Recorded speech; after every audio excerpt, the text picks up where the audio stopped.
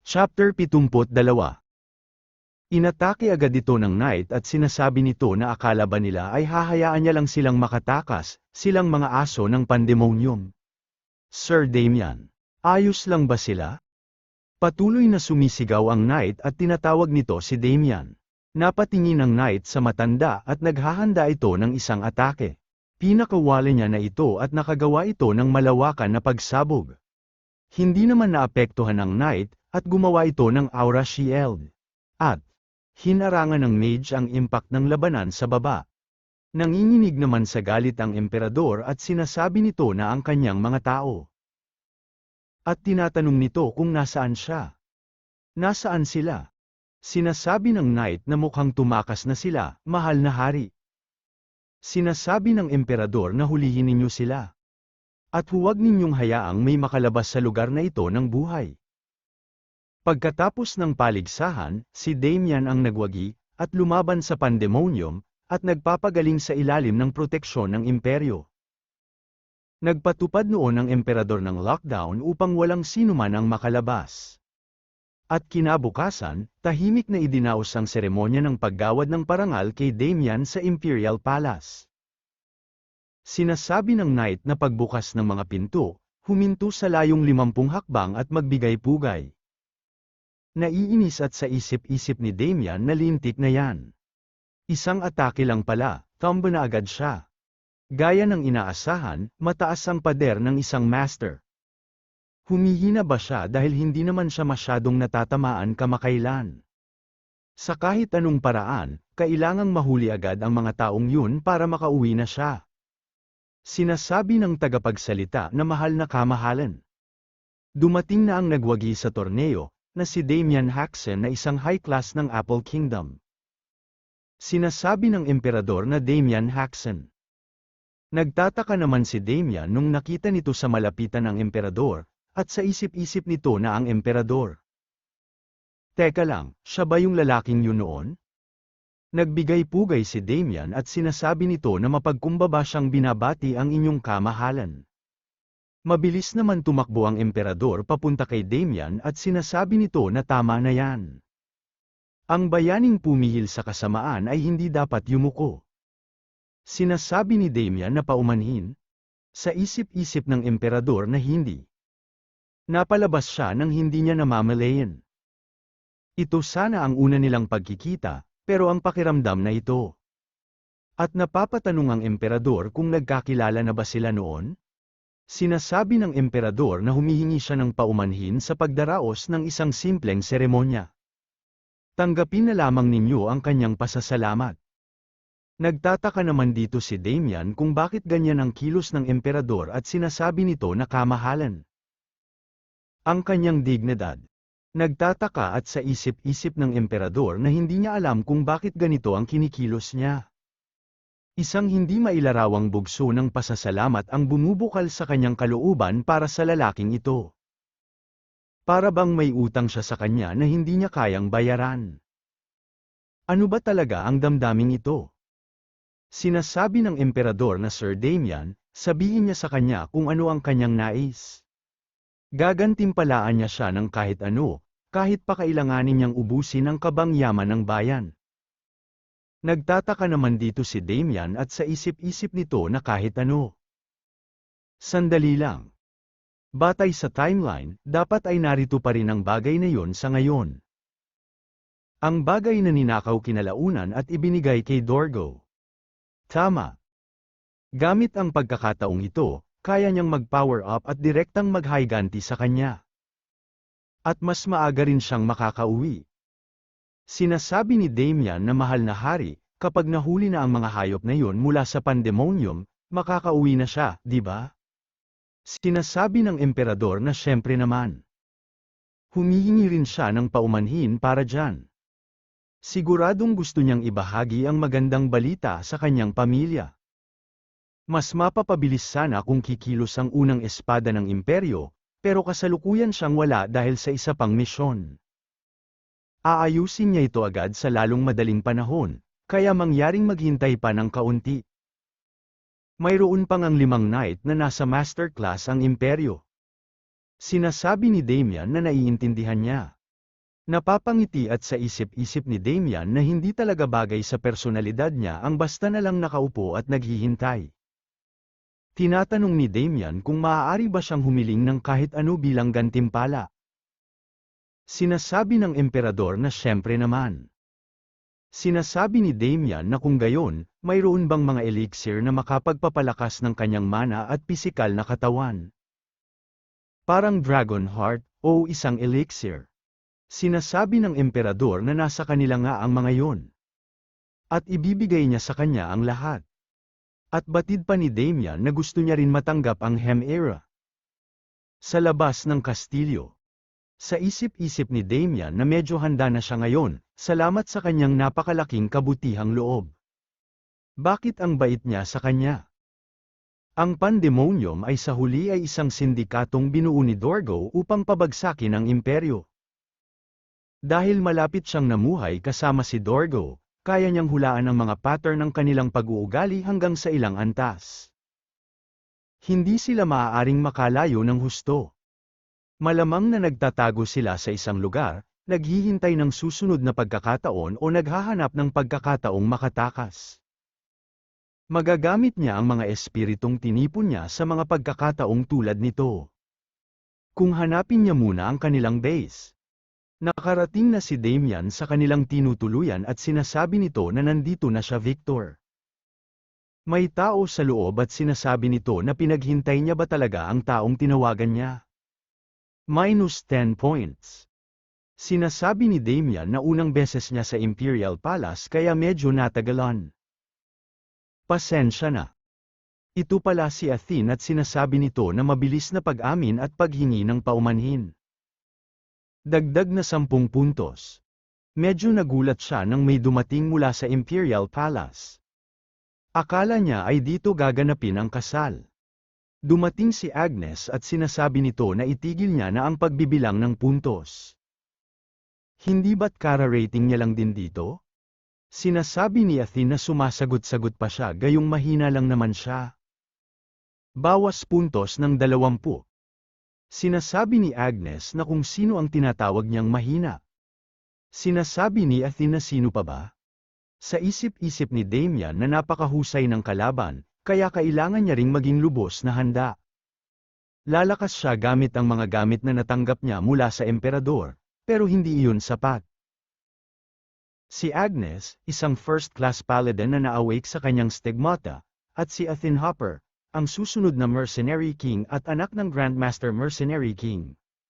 Galit na sinasabi ni Agnes na magiging iba sana ang lahat kung lumaban sila ng maayos. Sinasabi ni Athene na kung gayon, susubukan ba nila ulit? At sa isip pa ni Damian na sa ganitong klase ng koponan, kahit ang isang master class ay mahihirapang sumabay. Sa ibang lugar, malakas na sumisigaw si Joshua at mukha itong pinapahirapan. At sinasabi nito na ama. May tumatawa sa loob ng katawan ni Joshua at sinasabi nito na ibigay niya sa kanya ang katawan niya. Sinasabi ng isang mage na sobrang tindi na ng ginagawang pagpapasama sa imahe. Hindi na dapat humantong pa sa higit pa rito. At batid ng isa na pigilan ito. Kung hindi, mamamatay silang lahat. Pinapanood lang naman ito ng matanda. At maririnig ang sigaw ni Joshua sa buong lugar. May lumabas sa salamin at sinasabi nito na gaya ng inaasahan. Ang pagpaslang sa emperador ay isang imposibleng gawain. Dahil wala naman siyang mataas na inaasahan, hindi siya nadismaya. Sinasabi ng matanda na weapon master. Tulungan niya ang anak niya. Hindi tumitigil ang pagiging demonyo niya. Sinasabi ng weapon master na kung hindi man mapapatay ang emperador, dapat sana ay naisagawa na ang pagpapalakas sa demon sword. Gayunpaman, maging iyon ay nawala ng silbi dahil sa demonisasyon. Sinasabi ng matanda na ginawa ng anak niya ang kanyang makakaya sa gawaing iniatas nila. Master, sila ang Panginoon ng lahat ng espada at demon sword. Pakipigilan nila ang pagiging demonyo ng kanyang anak. Sinasabi ni Weapon Master na ito ay imposible. Ang saklaw niya ay limitado lamang sa mga sandata. Sa ngayon, ang bagay na yan ay ang inkarnasyon ng isang demonyo. Hindi niya ito kayang kontrolin. Nabahala naman dito ang matanda at sa isip-isip nito na yung bagay na yun. Ang anak niya. Nauutal na sinasabi ng matanda na kung ang taong yun kaya. Hindi kaya posible. Sinasabi ng weapon master na huwag siyang lumampas sa hangganan. Naglakas loob siyang banggitin ang taong yun para sa sarili niyang makasariling kapakanan. Bigla itong humingi ng paumanhin. At sa isip-isip nito na ang makaramdam ng ganito katinding pressure, mula pa lamang sa kung ano ang ipinapadala sa pamamagitan ng communication mirror. Sinasabi ng weapon master na magiging problema kung magwawala ang demonyo. Maaari itong matunto ng imperyo. Bago siya tuluyang maging demonyo, alisin niya na siya. Huwag siyang magpakilala hanggat hindi niya siyang muling kino-contact. Iyon lamang. Naiwan itong nag-iisa, at sa isip-isip nito na ano. Naglabas ito ng malakas na pressure ng aura, at malakas ito sumigaw. Ramdam ito hanggang papasok ng pinto at sinasabi ng nakabantay doon na kaya niyang maglabas ng ganoon kalakas na pressure, ang isang sigaw. Sinasabi ng matanda na silang lahat, ibalik nila sa pagiging tao ang anak niya sa anumang paraan na kinakailangan. Takot na sinasabi ng mage na ano? Paano nila ito gagawin? Matalim na tumitig ito, at sinasabi nito na kapag nabigo sila, mamamatay sila. At sa isip-isip nito na hindi sila maaaring pabayaan ng ganito. Hindi rin nila matatagalan pa ang demonisasyon. Kung ang taong yon, siguradong may paraan. Kung siya mismo ang mag-aalok sa kanya ng ulo ng emperador, tiyak na pagbibigyan niya ito. Magtiis pa siya ng kaunti, anak. Lulutasin ng ama niya ang lahat. Lumipas na ang gabi, sa labas ng kastilyo. Nasa labas sila Damian, Athene, at Agnes. Sinasabi ni Athene na sumama lang siya dahil gusto niyang lumaban sa isang master class. Tinatanong ni Agnes na kung paano niya na lamang nagtatago sila sa mga imburnal ng imperyo. Binuksan na ni Damian ang papasok at sinasabi nito na mayroon siyang mapagkakatiwalaang impormante. At sa isip-isip nito na hindi niya naman basta-basta masasabi sa kanila na nahanap ito ng kanyang familiar. Nababahala naman si Agnes at tinatanong nito kung okay lang ba talaga na silang tatlo lang ang sumalakay sa kanila. Tinatanong ni Athene na bakit. Natatakot ba siya? Kung natatakot siya, -10 points. Napapatanong si Agnes na kung may natitira pa ba siyang mga puntos na maaaring ibawas. Hindi kailanman tatalikuran ng isang paladin ang mga dark mage. Sinasabi ni Athene na hindi niya na kailangang sumali rito. Kaya niyang nang sagutin mag-isa ang parte niya. Sa isip-isip ni Damian na pandemonium na humahawak ng mga demon sword. Kung sila ang pinuno nila, alam niya kung sino mismo yon. Sasamantalahin niya ang pagkakataong ito para tugisin at lipulin sila. Nakangiting sinasabi ni Damian na ngayon, ang kanyang mga miyembro ng partido. Tara na. Pumasok na sila Damian at tumatakbo na sila papasok. May nagsasalita at tinatanong nito na kung nakahanap na ba sila ng solusyon? Sinasabi ng isang mage na sa ngayon, ang pinakamainam nilang magagawa ay panatilihin ang kanyang kasalukuyang kalagayan. Sinasabi ng matanda na gawin nila ang lahat para maibalik siya sa pagiging tao. Sa anumang paraang kinakailangan. Sinasabi ng mage na ngunit may limitasyon ang magagawa nila gamit ang life force at mana ng mga sibilyan. Kailangan nila ng mas mataas na kalidad. Kahit man lang knight rank. Sinasabi ng matanda na hindi niya na kailangang mag-alala tungkol dyan. Sinasabi ng mage na pasensya na. Ano ang ibig niyang sabihin? Sinasabi ng matanda na nararamdaman niya na may mga sakripisyong darating. Nakangiting sinasabi ni Damian na narito sila para linisin ang mga imburnal. Mga hayop silang na naghahasik ng kaguluhan. Sinasabi ng matanda na naramdaman niyang may paparating, pero hindi niya inakalang na siya pala yun. Hindi siya makapaniwalang tinanggap niya ang tama na yon at nakaligtas siya. Paano niya nahanap ang lugar na ito? Pasugad na ang mga mage, at pasugad na din sila Agnes at Athene. At sinasabi ni Damian na may sarili siyang paraan. Nagbago ang mga ibang mage at naging halimaw ito. Iniiwasan naman ni Athene ang mga atake ng mga ito, at sinasabi nito na hindi man lang sulit bigyan ng puntos. May sumabog sa tabi ni Athene at napangiti ito, at sinasabi nito na oh my. Sangra. Patay na ba siya, sa pagkakataong ito? Kung ganyan lang siya kaina, dapat nanatili na lang siya sa bahay. Dahil namatay na siya, hindi na ba siya kwalipikadong maging konkabina? Biglang may nagliwanag at tinatanong nito kung sino. Ito pala si Agnes at inatake nito ang malaking halimaw. Napatitig naman dito si Athene habang inatake nito ang pasugad sa kanya. Sinasabi ni Agnes na sinabi niya bang patay na siya? Sinasabi ni Athene na gaya ng inaasahan, may nakatago siyang alas. Plus 50 puntos. Hindi masama, ang dating na yan. Sumisigaw at sinasabi ni Agnes na magtuon siya sa laban. Sumisigaw at sinasabi ni Damian na dumapa silang dalawa. Dumapa naman sila at naiwasan nila ang pag-atake ng matanda. At sinasabi ni Athene na isang aura blade.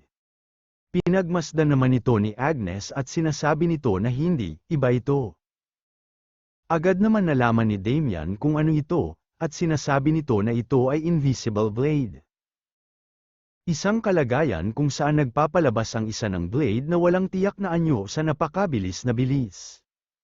Ito ang atakeng pinakawalan niya pagkatapos ng kanyang aura blade noong araw na yon. Tama ba? Sinasabi ng matanda na para sa isang high class na nakatanto sa kanyang kahusayan, pinupuri niya siya. Napatingin si Agnes kay Joshua at sinasabi nito na Sir Damian, iyon ba ang demonyong binanggit niya sa likuran niya? Sinasabi ni Athene na ang ibig niyang sabihin ay si Joshua, yung pumangalawa.